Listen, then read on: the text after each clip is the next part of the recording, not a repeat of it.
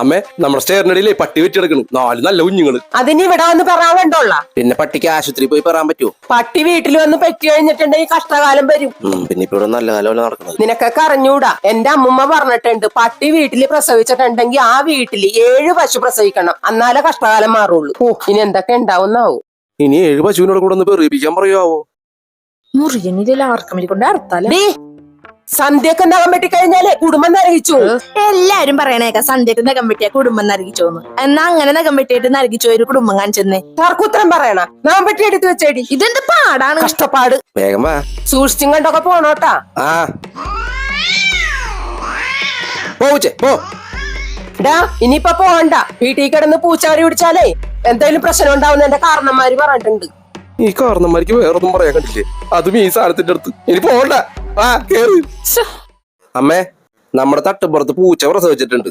ഇനി ഇതിന് ഏത് കഷ്ടകാലമാണ് വരാൻ പോണത്? എടാ പൂച്ച പ്രസവിക്കണം നല്ല കാലം വരാനാണ്. ആണാ? അമ്മേ, തേങ്ങയുടെ തലയിൽ മുത്തശ്ശൻ വീണ്. എന്തോന്ന്?